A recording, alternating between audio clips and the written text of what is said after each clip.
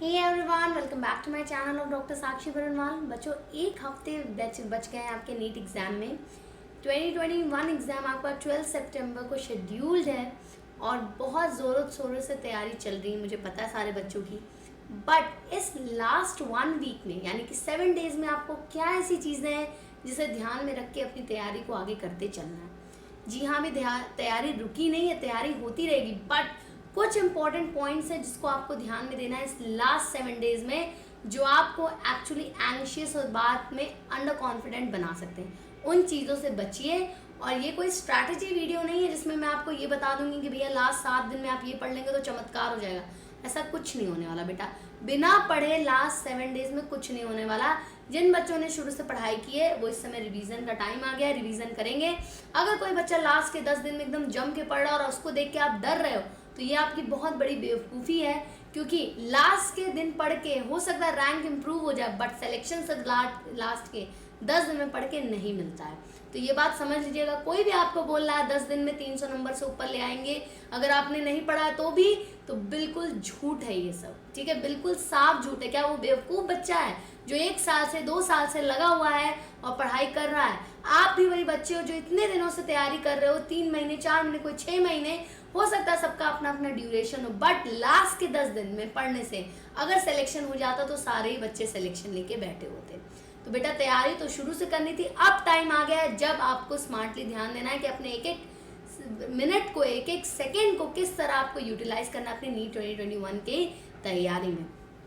तो चलिए, मैं हूँ आपकी एजुकेटर डॉक्टर साक्षी बरनवाल और आपके लिए लेके आई हूँ कुछ इंपॉर्टेंट टिप्स और बहुत सारी चीज़ें जो आपके दिमाग को बहुत ज़्यादा शांत करने वाली है, आपके सारे कन्फ्यूज़न को दूर करने वाली है। क्योंकि आए दिन बच्चे कुछ ना कुछ पैनिक करके मुझे मैसेज कर रहे हैं, मैम बहुत एंग्जाइटी हो रही है, बहुत ज़्यादा डर लग रहा है। और डर लगना लाजमी है। डर नहीं लग रहा है तो प्रॉब्लम है, डर लग रहा है तो कोई प्रॉब्लम नहीं, क्योंकि डर तो लगता ही है सबको यार, और डर के आगे जीत है। मुझे मन कर रहा था बोलने का, तो डर के आगे जीत है, और ये सब कहावत नहीं है, ये सच बात है बिल्कुल।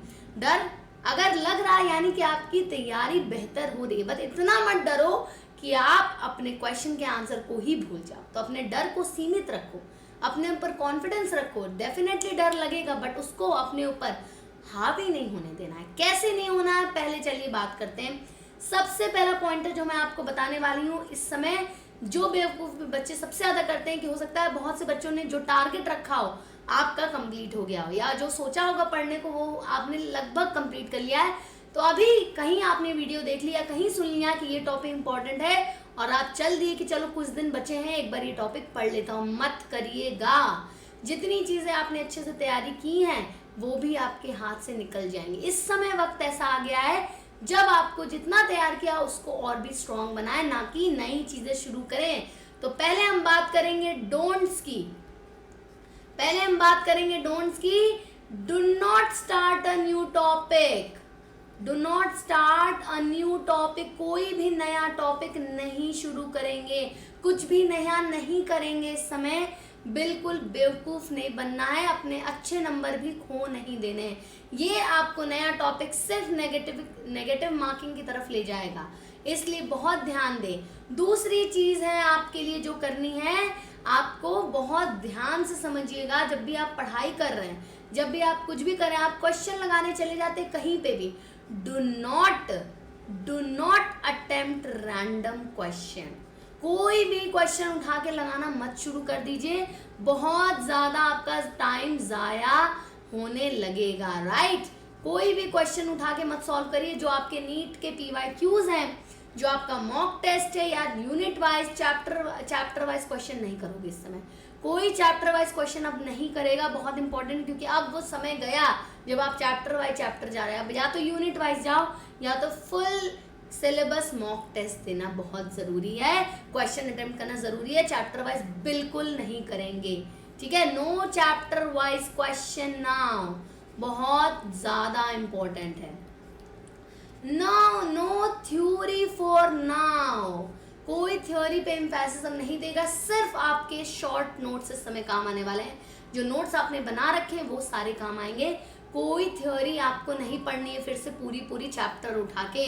समय नहीं रह गया इतना कि आप पूरी थ्योरी को कंप्लीट करें। किसी का भी lecture, unnecessary lecture, no video lecture, unnecessary comprehensive type of lecture नहीं देखेंगे इस समय, ठीक है। आपको सिर्फ पैनिक होगा और आपका टाइम वेस्ट होगा, ठीक है, सिर्फ वेस्ट होगा। वीडियो लेक्चर पे ध्यान नहीं दोगे।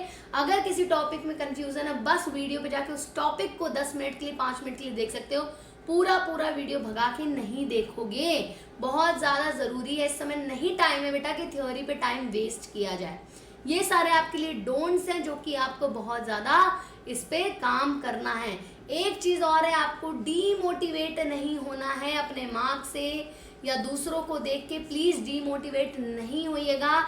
आपने बहुत अच्छी तैयारी की है, बहुत मन लगा के तैयारी की है। जस्ट बिकॉज कोई और इस समय तेजी से पढ़ने लगा इसका ये मतलब नहीं आपके कम मार्क्स आएंगे। बेटा परिश्रम लगातार करने से आपको सफलता मिलती है, फल मिलता है। 2 दिन के दिखावे के परिश्रम से किसी को कुछ भी नहीं मिला, तो निरंतर करना जरूरी था। एंड में करने से बस वही वो जो झोली में मार्क्स आ जाते हैं, कुछ मार्क्स गिर जाते हैं, वही मिलेंगे। नहीं तो जो प्रॉपर प्रिपरेशन कर रहे हैं वो शुरू से ही पढ़े होंगे, ठीक है। तो लास्ट 10 डेज 15 डेज वाले बच्चों से मत compete करिए। इस समय अपने फ्रेंड से थोड़ा सा डिस्टेंस मेंटेन कर लीजिए। कोशिश करिए बहुत ज़्यादा नीट के बारे में, लोगों की तैयारी के बारे में मत बात करिए। आप अपनी तैयारी पे फोकस करिए, ठीक है। फोकस ऑन योरसेल्फ, ये बहुत ज़्यादा इंपॉर्टेंट है। अब चलिए बात करते हैं व्हाट आर द डूज, जो आपको करना है। क्या करना है आपको? रिवीजन नोट्स अपने लगातार में पढ़ना शुरू करिए। रिवीजन नोट्स बहुत ज़्यादा ज़रूरी है, बहुत बहुत बहुत ज़्यादा। जितनी बार आप रिवीजन करेंगे उतना पक्का आपका टॉपिक होगा। और सबसे ज़्यादा इम्पॉर्टेंट बात है, जितना ज़्यादा टफ टॉपिक है उतना लेट उसको करिए, यानी कि नीट के 1-2 दिन पहले उसको ज़रूर रिवाइज करिएगा, ठीक है। नीट के 1-2 दिन पहले उसको ज़रूर रिवाइज करिएगा जो आपको सबसे टफ टॉपिक्स लगते हैं। तो revision is your only strategy right now, जिसको आपको तरीके से करना है। मैक्सिमम वेटेज वाले चैप्टर से उठा के रिवीजन शुरू करिए फटाफट से और लगातार करते रहिए। जितना कंसाइज आप अपने नोट्स को करते जाएंगे उतना ईजी आपका होता जाएगा, ठीक है। छोटा करते जाइए चीज़ों को, जितना एक पेज में ला लोगे एक chapter, that is the best thing. मैं कोशिश करूँ, इस साल शायद मुझसे नहीं हो पाया, मैं बहुत लेट आई थी आपके पास, बट डेफिनेटली आने वाले सालों में मैं 1 पेज में पूरा चैप्टर ज़रूर सबको करके दिखाऊंगी, सबके लिए प्रोवाइड कराऊंगी, क्योंकि आपको लास्ट मिनट रिवीजन में बहुत ज़्यादा मदद मिलेगी। अभी आपकी फिजिक्स और केमिस्ट्री की बात करें तो इंपॉर्टेंट फॉर्मूलाज, अपने न्यूमेरिकल्स, इक्वेशंस, आपके जितने रिएक्शंस हैं, नेम्ड रिएक्शंस हैं, उन सबको एक जगह लिख लीजिए। मेरे ख्याल से लिखा होगा, अब लिखने का टाइम नहीं रह गया, ये भी बता दें। लिखना नहीं है, लिखा हुआ है, जहाँ भी पढ़िए रिवाइज करिए उसको बार बार। वो सारी चीज़ें आपको बहुत इंपॉर्टेंट लगेगी। क्यों? एक चीज़ और याद रखिएगा, नेम रिएक्शन में याद जरूर रखिएगा, किसी तरह से रिएक्शन को नेम से लिंक करिएगा, क्योंकि कई बार ऐसा होता है कि आप नेम याद रख पाते हैं बट उसमें कौन सा रिएक्शन हुआ था आप 2 रिएक्शंस में कंफ्यूज हो जाते हैं। इसलिए हमेशा रिएक्शन को उसके नाम से कनेक्ट करके ही याद करिएगा, ठीक है। नेक्स्ट हम बात कर रहे हैं आपके यहाँ पे इम्पोर्टेंट साइंटिस्ट की बात कर रहे हैं, जो कि आपके पूरे एनसीईआरटी में दिए हैं फॉर बायोलॉजी। उनको जरूर ध्यान रखिए, यहाँ से क्वेश्चन बनना ही बनना है। 100% आपका एक क्वेश्चन आएगा यहाँ से। तो साइंटिस्ट का नाम याद रखिएगा। और अगर आपने अभी तक नहीं पढ़ा है, बहुत छोटा सा मैंने सेशन आपके लिए बनाया है, बहुत ही छोटा सा, जिसका लिंक मैंने डिस्क्रिप्शन बॉक्स में दे दिया है। उस सेशन को अटेंड कर लीजिए, इसमें सारे साइंटिस्ट एक बार में कवर हो गए। मुश्किल से 10-12 मिनट का लेक्चर है आपके लिए। डू वॉच इट और अपने मार्क्स को पक्का कर लीजिए। इसके अलावा एनसीईआरटी के जितने डायग्राम्स हैं उन पे स्पेसिफिकली ध्यान दीजिए। पिक्चराइजेशन करना बहुत ज़रूरी है एग्जाम में। आपको याद आता है कि बुक के अंदर देखा था बट आप भूल जाते हैं क्योंकि आपने लास्ट मिनट में डायग्राम्स को एक नज़र नहीं मारा था। मुश्किल से 1 घंटा से 2 घंटा आपको लगेगा बायोलॉजी के डायग्राम्स को रिवाइज करने में। Do revise the diagram, it is very very very very important for you guys. Next हम बात करेंगे आपके लिए, क्या बात करने वाले हैं यहाँ पे कि आप आउटकम के बारे में नहीं सोचेंगे, ठीक है। आउटकम के बारे में सोचना छोड़ दीजिए, दैट वाज इन डोंट्स, कि कोई भी आउटकम पे ध्यान नहीं देना है कि भैया आउटकम क्या आने वाला है। अभी आपका काम है मेहनत करना, वही करो। आउटकम के बारे में सोचो कि कॉन्फिडेंस डाउन होगा। और दूसरी बात ये हो जाएगी कि भाई जो आता हुआ चीज़ है ना वो भी भूलने लगोगे। तो इस समय कर्म पे ध्यान दो, फल जो मिलेगा वो बाद में मिलेगा। 7 दिन आपके जो 7 से 8 दिन बचे हैं, प्लीज इस पे सिर्फ और सिर्फ फोकस करिए कि आप इस समय क्या कर सकते हैं रादर देन क्या होगा। ठीक है, करोगे तो ही होगा, सबसे पहली बात है ये चीज याद रखना, अगर करोगे तो ही मिलेगा। ठीक है, सोचने से मिल नहीं सकता, नहीं तो सोचने वाला तो भाई जो दिन भर सोता रहता और सपने देखता रहता वो तो लखपति होता, करोड़पति अरबपति होता। तो करोगे तो मिलेगा, तो इस समय करना जरूरी है, सोचना नहीं है क्या होगा क्या नहीं होगा। राइट, नेक्स्ट हम बात करें मॉक टेस्ट की। बहुत से बच्चे मॉक टेस्ट को लेके कंफ्यूज हैं। मॉक टेस्ट अटेम्प्ट करिए, जरूर अटेम्प्ट करिए डेफिनेटली, बट एटलीस्ट 2 से 3 दिन पहले, मैंने पहले 1 हफ्ते पहले बोला था, बहुत बच्चे कहने लगे मैम मॉक टेस्ट हमने लेट स्टार्ट किया है, लेकिन उन बच्चों को मैं कहना चाहती हूँ 2-3 दिन पहले तक मॉक टेस्ट स्टॉप कर देना। Stop your mock test 2 to 3 days before. आपको अपना कॉन्फिडेंस लेवल जरूर डाउन नहीं करना होगा, अपना कॉन्फिडेंस लेवल बनाना जरूरी है आपके लिए। तो मॉक टेस्ट डेफिनेटली दीजिए, हो सकता है एक दिन में 2 मॉक टेस्ट भी दीजिए, लेकिन 2-3 दिन पहले मॉक टेस्ट मत देना, अपना कॉन्फिडेंस डाउन मत करना। दूसरी चीज है, इस समय आपको क्या चीज पे ध्यान देना, अपनी गलतियों पे। जो भी मॉक टेस्ट में आपने गलतियां की हैं, जितनी भी चीजें आपने गलतियां अपनी नोट डाउन की हैं, work on your mistakes, work on your mistakes, that is very very important. अपनी गलतियों पे काम नहीं करोगे तो कभी भी इम्प्रूवमेंट नहीं कर सकते। सिर्फ पढ़ने से नहीं होगा, जब तक जहाँ कमी नहीं आ रही उसको पूरा करना भी जरूरी है। तो ये सारी चीजें आपको डूज में करनी है, जो ध्यान में रखनी है। इसके अलावा एक चीज और है, स्टे काम एंड फोकस। 2 चीजें, कहीं भी अपने लक्ष्य से मत हटो, बेफिजूल का टाइम पास मत करो। इसलिए इससे अच्छा है कि सिर्फ 2 काम इस समय आपकी जिंदगी में मायने देते हैं, सोना और पढ़ना और खाना, मतलब उसके साथ साथ एक्स्ट्रा एक्टिविटीज में सिर्फ सोना और खाना। खाना भी कैसा खाना है, न्यूट्रिशियस फूड खाना है, अच्छा खाना खाना है, कुछ भी बाहर का जंक मत खाने लगना। फ्रूट्स खाओ, हरी वेजिटेबल्स खाओ, ग्रीन वेजिटेबल्स खाओ जो आपको तरोताज़ा रखे। ओवर ईटिंग नहीं करना है बिल्कुल भी, उससे बहुत नींद आएगी आपको। तो जितना भी समय आपका बच रहा है खाने और सोने के अलावा, सोने का ये मतलब नहीं कि 10-10 घंटा सो गए, मुझे पता आपको इस समय नींद भी नहीं आ रही है, बट इसका मतलब ये भी नहीं है कि आपको 4 घंटे केवल सोने, 6 घंटे की नींद जरूर लो। 6 घंटे की नींद के बाद 1-2 घंटे अपने खाने और जो भी छोटे मोटे काम है उसके लिए रखो मैक्सिमम। ठीक है, 8 घंटे के अलावा जितने भी घंटे अब बच रहे हैं, यानी कि लगभग आपके पास पढ़ रहे हैं 16 घंटे, कई बच्चे 17 भी निकाल सकते हैं आराम से। पूरा डेडिकेशन सिर्फ पढ़ाई को जाना चाहिए। इस समय एंड मोमेंट है, कोई भी लापरवाही नहीं एडमिटेबल है। ठीक है, लापरवाही चलेगी ही नहीं, बिल्कुल आपके लिए बहुत नेगेटिव साबित हो जाएगी। इस समय अपने नेगेटिव पॉइंट्स पे बहुत ध्यान दीजिए कि अपने नेगेटिव को कम से कम करने की कोशिश करिए। हर मॉक टेस्ट एनालिसिस में एक चीज ध्यान देना कि कैसे आप अपने नेगेटिव से बच रहे हो। ठीक है, दूसरी चीज OMR भरने की प्रैक्टिस जरूर कर लेना। बहुत बार बच्चे कंफ्यूज हो जाते हैं, और कोशिश करिए जब भी आपका एग्जाम का स्लॉट है उसी टाइम पीरियड पे अपना मॉक टेस्ट दिया करिए। रही बात मॉक टेस्ट की, तो संडे को मैं आपके लिए मेगा मॉक टेस्ट लेके आ रही हूँ अपने टेलीग्राम चैनल पे, जो कि सुबह 10 बजे आपको पेपर मिल जाएगा। 90 मिनट्स का मॉक टेस्ट है, 90 क्वेश्चंस हैं, जिसको आपको 90 मिनट्स के अंदर सॉल्व करना है, और आंसर की मैं शाम को आपको शेयर करूंगी। तो do not forget to attend the mock test on my Telegram channel, जिसका लिंक नीचे डिस्क्रिप्शन बॉक्स में दिया हुआ है। तो बेटा काम रहिए, फोकस रहिए। आपने अभी तक इतनी पढ़ाई की है, आपका सिलेक्शन कैसे नहीं होगा, आप ही का सिलेक्शन होगा। बस अपने ऊपर इतना कॉन्फिडेंस रखिए, अपने ऊपर इतना हिम्मत रखिए कि मैंने इतनी मेहनत की, कैसे नहीं होगा। डीमोटिवेट बिल्कुल नहीं होना है इस समय। जितना ज़्यादा से ज़्यादा आप अपने रिवीजन पे ध्यान देंगे उतना अच्छा है, और प्रैक्टिस करते रहिए, कीप ऑन प्रैक्टिसिंग, क्योंकि फिजिक्स और केमिस्ट्री एक ऐसा सब्जेक्ट है जहाँ पे प्रैक्टिस के बिना काम नहीं चलेगा। क्वेश्चन करते रहिए।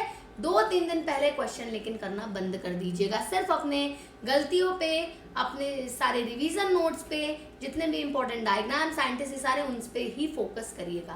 That's all for my side. बहुत सारे लोग कहते हैं एंड तक मॉक टेस्ट दो, but I totally disagree with it, क्योंकि लास्ट क्लास में जब आप क्वेश्चन गलत करते हैं ना, आप बहुत ज़्यादा डिमोटिवेट हो जाते हैं।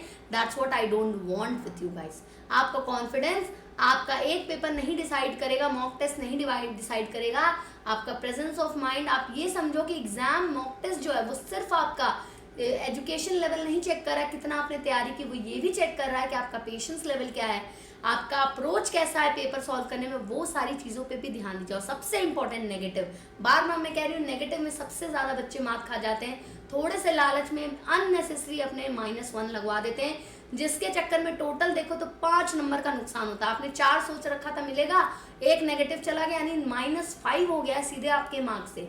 तो बहुत बड़ा रिस्क है, इसलिए नेगेटिव पे बहुत ज़्यादा ध्यान दीजिएगा और प्रैक्टिस करते रहिएगा जितना ज़्यादा से ज़्यादा हो। रेस्ट मैं आपके लिए मॉक टेस्ट लेके आ रही हूँ इस संडे को सुबह 10 बजे। ये मेरा टेलीग्राम चैनल का लिंक है, नीचे डिस्क्रिप्शन में दिया है। ये मॉक टेस्ट ज़रूर अटेंड करना, बहुत मेहनत से आपके लिए बनाया है, बहुत ज़्यादा एनालिसिस करके। इसके अलावा मैंने आपके लिए चैलेंजेस सीरीज लगा रखी थी जिसमें यूनिट वाइज मैंने 10 यूनिट के मोस्ट इंपॉर्टेंट क्वेश्चन कराए हैं। लोग 10,000 क्वेश्चन, 20,000 क्वेश्चन, 5,000 क्वेश्चन, 1,000 क्वेश्चन करा रहे हैं। मैंने सिर्फ 250 क्वेश्चन कराए, 250 भी नहीं कराए। आई थिंक मैंने 220 क्वेश्चन केवल आपके लिए करवाए हैं पूरे 10 यूनिट को मिला के। तो लग भले ही रहा है कि वो 10 यूनिट है, लेकिन 220 क्वेश्चन कराए, लेकिन एकदम एक्यूरेट क्वेश्चन कराए आपके एग्जाम के पर्पज से। तो प्लीज़ अगर नहीं देखी है तो अपने चैप्टर रिलेटेड वो भी देख लीजिएगा। चैलेंजर सीरीज के प्लेलिस्ट का लिंक भी मैं नीचे डाल रही हूँ, और आपके साइंटिस्ट, इंपॉर्टेंट साइंटिस्ट का लेक्चर लिंक भी मैं नीचे डालूंगी।